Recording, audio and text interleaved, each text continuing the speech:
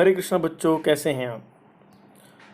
आज हम डिस्कस करेंगे Rutherford scattering experiment. Basically Rutherford studied the inside of atom by his celebrated scattering experiment.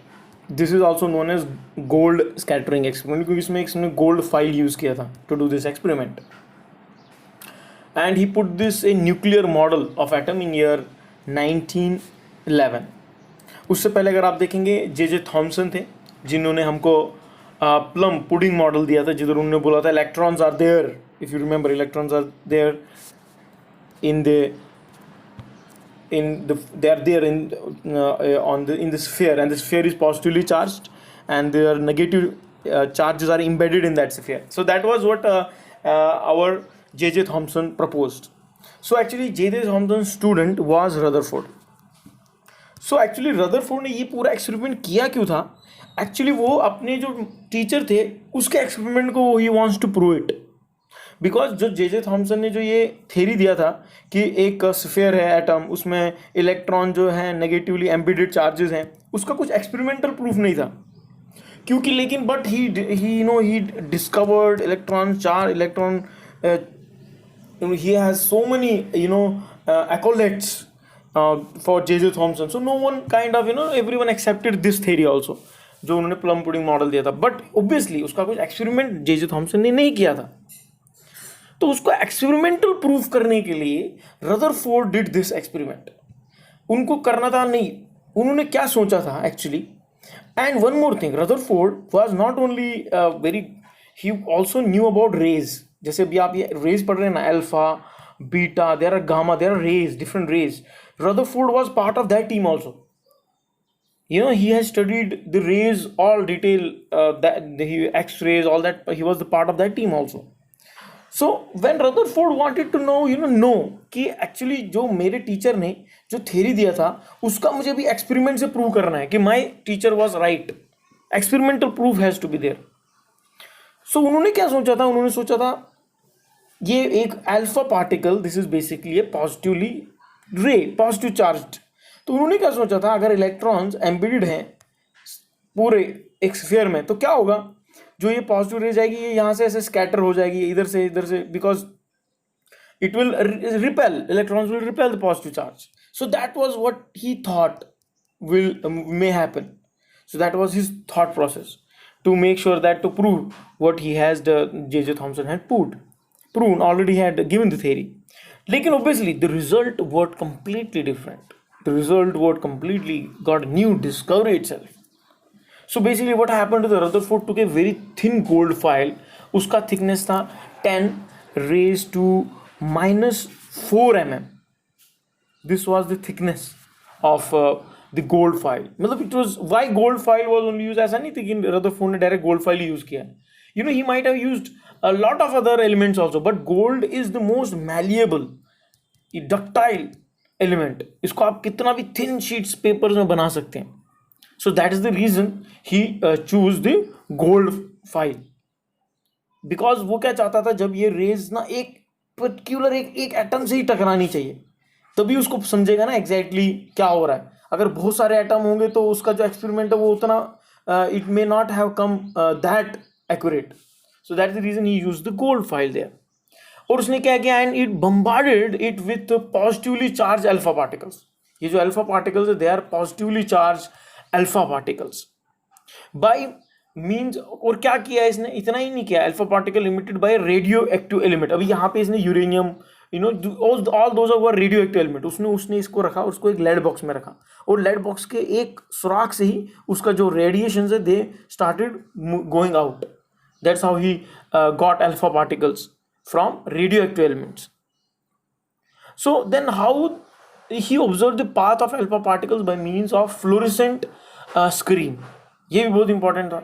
ये जो screen आप देख रहे हैं पूरा, ये पूरा फ्लोरेसेंट स्क्रीन है.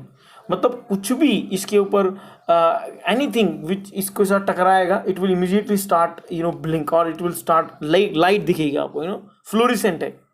You will immediately come to know, अरे हाँ यहाँ पे कुछ पार्टिकल स्ट्राइक हुआ है. Fluorescent screen around the gold foil. So it was expected, जो उसने सोचा था, that the alpha particle would get reflected from the gold foil if the positive charge of mass were evenly distributed inside the atom. उसने वही सोचा था, क्योंकि equal charge क्या करेंगे एक दूसरे को, मतलब उसने सोचा था ये जो है एक्सपेक्ट क्या करेगा, क्योंकि पूरा स्फीयर क्या है, पॉजिटिव चार्ज है, और यहाँ से भी ये पॉजिटिव ही चार्ज दे रहा है, तो उसको रिपेल करेगा हर जगह से, पॉजिटिव पॉजिटिव में repel each other. So that was his expectation. So तो लोग अभी पॉइंट क्या था, लेकिन जो उसका एक्सपेक्टेशन था टोटली कुछ अलग ही हो गया. अनएक्सपेक्टेडली मोस्ट ऑफ द जो अल्फा पार्टिकल थे they went straight through the file. वो स्ट्रेट चले गए, maximum particles went straight. A small number of alpha particle get deflected from the original path. Small angle, और भी small angle से deflect हुए, जैसे आप कुछ एंगल डिफ्लेक्ट हुए with small angle. Still number of alpha particle get deflected through a large angle, and surprisingly only one alpha particle actually exact, मतलब ऐसा नहीं कि पूरा वापस it went against it, exact almost it was came back out of 20,000, bounced back in the direction opposite to the original path. So with this experiment, when अभी उसको he was started thinking why it happened. So अगर आप देखें, this was exact thing what was happening here. जो आप ये देख रहे हैं ना, this is striking this here, we have actually zoomed. समझ लो ये एक एटम है, और ये जो रेजेस निकल रही है वहाँ से, alpha rays are coming. So what's happening, this is what it was happening. Maximum rays went through, few got deflected, and out of 20,000 one got really very heavily deflected, almost came back like that what it says.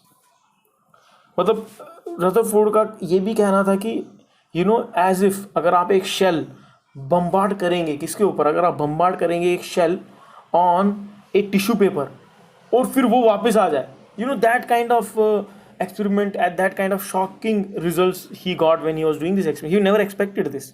और ये जो alpha particle का speed was around 16,000 kilometres per second. It was very high speed. ऐसा नहीं कि थोड़ी speed पे था, it was a very high speed this alpha particles were travelling. So that is the reason he quoted that. So the large number of alpha particles that went straight through the file indicated that there was no obstacle on their path. क्योंकि ये maximum सीधा निकल गए, मतलब क्या था कि कोई भी ऑब्स्टेकल इनको पाथ में मिला ही नहीं. मतलब जो प्लान था उसका कि क्या ये it's all about positive sphere. Positive sphere जो था थॉमसन का, मतलब वो कम्प्लीटली रॉन्ग कंसेप्ट था. अगर ये पॉजिटिव स्फीयर होता, या तो ये सब डिफ्लेक्ट होने चाहिए थे, और अगर ये सब पास थ्रू हो गए, मतलब जो इलेक्ट्रॉन्स हैं, ऐसा नहीं कि वो हर, मतलब जो मास है इलेक्ट्रॉन्स है, मतलब ऐसा नहीं कि वहाँ ये हर जगह स्पेस में पड़े हुए हैं. No, there is a lot of vacant space. That is the reason, इसलिए maximum particles alpha just pass through. So it means that there must be mainly an empty space inside the atom in the solid gold foil. The small number of alpha particles get deflected through a small and a big angle must have faced an obstacle in their path. है कि नहीं? तो वही जो electrons बीच में जो उनसे टकराए, या बीच में सेंटर में एग्जैक्टली न्यूक्लियस से जो टकराए, जो एक्चुअली मास कंटेंट करते हैं, जो पॉजिटिवली एक्चुअली चार्ज वहाँ पे प्रोटॉन्स हैं. So from this Rutherford put forward a nucleus model for atom as follows. उसको कुछ conclusions उन्हें निकाले.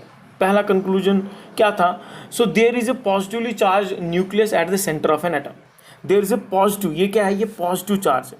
Positive charge कहाँ पे है ये बेटा positive charge? There is a positive charge at the center of the atom, जो हमको दिख रहा है.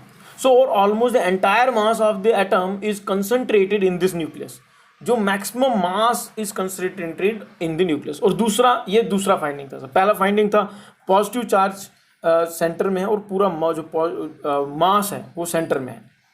तीसरा था उसका, what third finding he did was negatively charge particles called electrons revolve around the nucleus. जैसे आप देख रहे हैं ना, they are revolving around the nucleus, और the total negative charge on all the electrons is equal to the positive charge on the nucleus. So इसलिए as the opposite charges are balanced, the atom is electrically neutral. क्योंकि actually देखा जाए J Thomson का जो model था उसमें एक और प्रॉब्लम था कि कि ये बैलेंस, अभी जे थॉमसन ने तो बताया था ये स्फीयर पॉजिटिव चार्ज है और ये इम्बेडेड है, इसलिए ये बैलेंस है। तो लेकिन रदरफोर्ड के लिए तो वो रदरफोर्ड ने बोला नहीं, तो पॉजिटिव चार्जेस एकदम सेंटर में है विद मास, लेकिन negative charges are surrounded, that the reason how it is getting balance, that is what Rutherford proposed. So as the opposite charges are balanced, atom is electrically neutral. So and fifth was there is an empty space between the revolving electron and the atomic nucleus. This was big finding कि ये यहाँ से इसके outer most shell और इस nucleus के बीच में काफ़ी जो स्पेस है ये वैकेंट है, इसमें काफ़ी जगह है। इन नटशेल अगर आप देखेंगे, this is gold, Rutherford's gold file example, ये रेडियो एक्टिव एलिमेंट है, दिस इज लाइक डिटेक्टर जो हमने यूज़ किया था, fluorescent screen, and you can see observations क्या क्या थी, मेन जो 3 ऑब्जर्वेशंस थी। Most alpha particles travel through the file undeflected, और उसका इंटरप्रिटेशन क्या था, the atom is mostly empty space, ये उसका कंक्लूजन निकाला। देन सेकेंड था सम alpha particles are deflected by small angles, उसका मतलब क्या था, the nucleus is positively charge as the alpha particle, तभी तो स्मॉल जो न्यूक्लियस से टकरा है साइड से, दे गॉट डिफ्लेक्टेड। और then third finding was occasionally an alpha particle travel back from the file, देखो he travels back like this, so the nucleus carries most of the atom's mass, मतलब उधर कुछ heavy मास है जो उसको पास ही नहीं होने दिया, so that is the reason it just bounce back, almost bounce back, like you can see in this experiment. So this was Rutherford's most of the finding. So what nucleus, then he obviously gave the nucleus model which tell that there are electrons who are movable, there is nucleus in the center and which is positively charged, and whole mass of the atom is concentrated in this nucleus. So he theorized that atoms are mainly empty space, positive charge is concentrated at the center of the atom, the nucleus, the center of the atom is equal to nucleus, electrons are moving around the nucleus. This was his findings. So basically what is your homework for this, you have to make this diagram also you have to make, and this whole study and the most points which I told, you have to write them down. All these 3 slides you have to make diagram and you have to write it down also, it's very important. And finally this also, what exactly his findings are. And then this is your textbook where you're asked some questions like which discovery did point out an atom has internal structure. Which structure? Obviously this was the where it went. We started from the J.J. Thomson, and then Rutherford actually gave the nucleus model. Then what is difference between the solid atom in the Dalton's atomic theory and the Thomson atomic theory? Obviously Dalton does not propose that any charges are there, but Thomson told no, there are electrically negatively embedded charges in the atom, while as whole sphere is positively charged. And I explained the difference between the distribution of positive charges in the Thomson atomic model and the Rutherford. Thomson told they are embedded everywhere, equally distributed, while as what Rutherford told, no, they are on the periphery, they are on the surface, on the their nucleus, and these electrons are revolving around this nucleus, they are not equally distributed everywhere, they are revolving around it. So what is point differ between the place of electron in an atomic model of Thomson and Rutherford? Obviously he told electrons are everywhere, while as he told no, electrons does not are everywhere, they are only on the periphery, after nucleus they exist. So what thing which is present in the Rutherford atomic model and not present in the Dalton and Thomas atomic model? Obviously Rutherford atomic model told that the whole mass, positive mass, is concentrated in the center and the electrons are revolving around it, and that was not found by neither Dalton nor Thomson. Nucleus, that whole mass is concentrated in the center of the atom. And then obviously you can just read out this also about the reality, how atom expected radioactive atoms are stable, and how the Niels Bohr came up. So we can just give a read. An established law of physics: an electrically charged body is revolving in the circular orbit, its energy decreases. Basically, when obviously when he proposed that there is a nucleus and electrons are revolving around it, so then there is a law in the physics which says that if anything which is revolving around it, it will constantly lose its energy. That's what this law means. मतलब ऐसे कोई चीज़ घूम रही है, उसका continuously energy loss हो जाता है, और अगर उसको कहीं बाहर से एनर्जी मिले, वो immediately it will actually drop to the centre only. So that's what this law states. So according to this law, the atom defined atom defined by Rutherford's model turns out to be unstable. In reality, however, all atoms except the radioactive atoms are stable. So this shortcomings of the Rutherford atomic model was removed by the atomic model put forward by the Niels Bohr in year 1913. सो अगर आप देखेंगे इस model में जो Rutherford ने दिया, Rutherford ने बोला कि हाँ मास पूरा कंसंट्रेटेड है सेंटर में, पॉजिटिवली चार्ज है वो, उधर प्रोटॉन एग्जिस्ट करते हैं, पॉजिटिवली चार्ज है वो, और जो इलेक्ट्रॉन है उसके वो इर्द गिर्द घूमते रहते हैं. लेकिन अभी जो ये लॉ है फिजिक्स के, इसके हिसाब से जो इलेक्ट्रिकली चार्ज बॉडी जो रिवॉल्व करती हैं कंटिन्यूसली, उसका एनर्जी डिक्रीज होता है. अभी आप घूम रहे आपका एनर्जी डिक्रीज होगा, एनर्जी डिक्रीज होगा तो आप धीरे धीरे सेंटर की तरफ आएंगे, क्योंकि आपका एनर्जी आप इतना लंबा चक्कर नहीं काट सकते आप. सो दैट्स व्हाट. लेकिन हम देखते हैं कि एटम तो हमेशा स्टेबल है, ऐसा नहीं कि एटम अनस्टेबल है, ऐसा तो नहीं होता है कुछ समय के बाद एटम डिस्ट्रॉय हो जाता है, नहीं, एटम स्टेबल है. मतलब कुछ और थ्योरी है जो हमको समझ नहीं आया. तो वहां पे then Niels Bohr makes his entry. Niels Bohr, he gives Bohr's stable atomic model in 1913, if you remember the timeline. So just see, this is like a story flowing. कैसे डाल्टन आया, डाल्टन ने atom बोला, एक atom है stable है, लेकिन he didn't spoke about charges. Then J.J. Thomson comes, he says okay, no, the electrons are embedded and whole sphere is positively charged. Then to prove his master's theory, Rutherford does the experiment, but some new findings come out. He finds that there's whole mass of concentrated in the nucleus and it's positively charged. That's the reason there's deflection, and obviously its whole mass is centrally. That is the reason there was almost they came back maximum out of 20,000 alpha particles, one after 20,000 one exactly comes back, almost comes back. So that means there is heavy mass there which is not allowing to pass through it.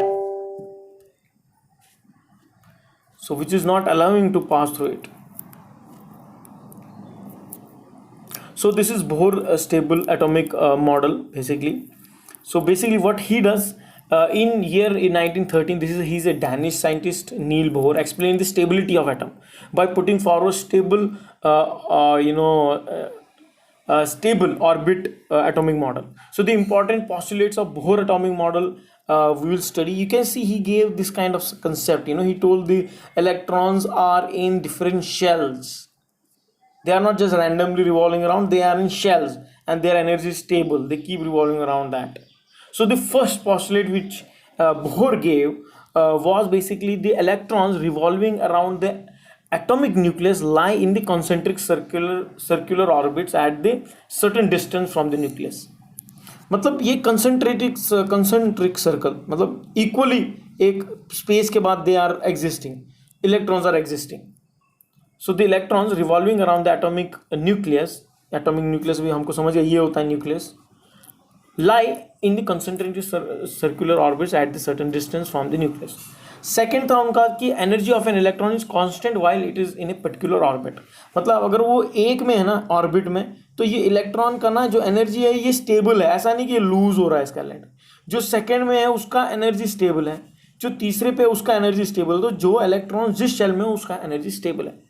और अगर किसी electron को 1 से 2 में जाना है, that is what was his third postulate. When an electron jumps from an inner orbit to the outer orbit before it absorbs energy equal to the difference of its energy level.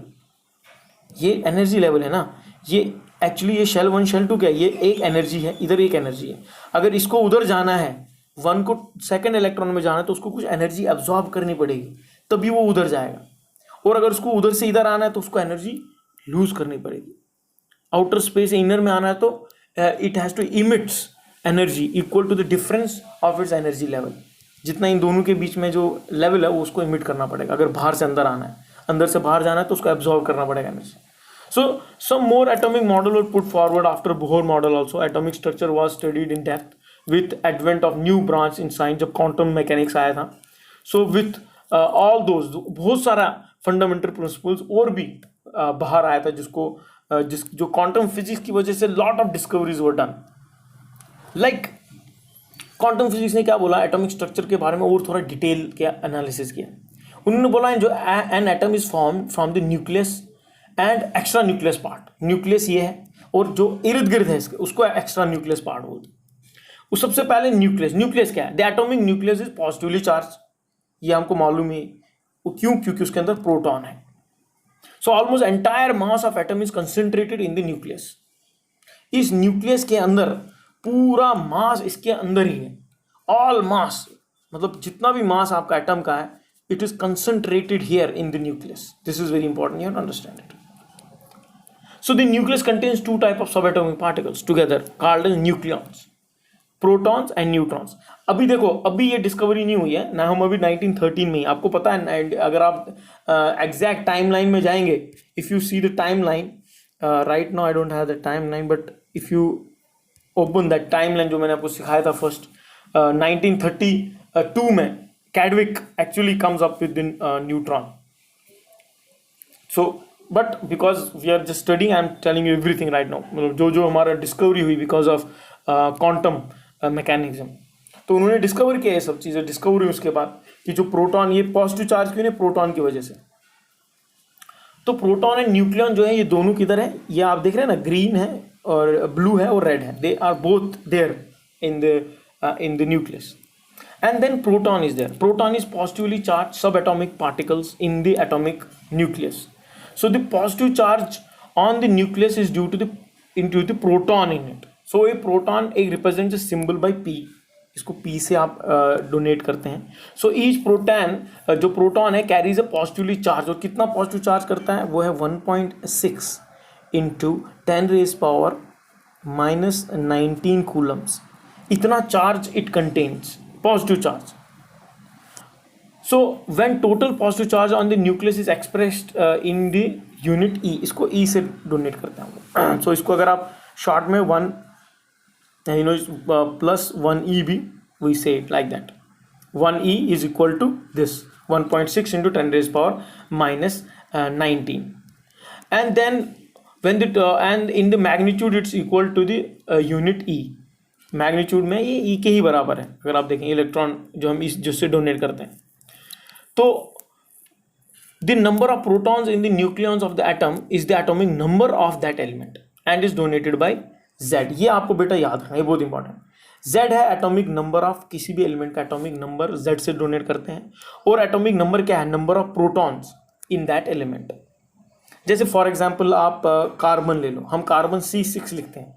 C6 का मतलब पता क्या है? उसके अंदर 6 protons हैं। किसके अंदर? कार्बन के अंदर। That's what it means, C6। और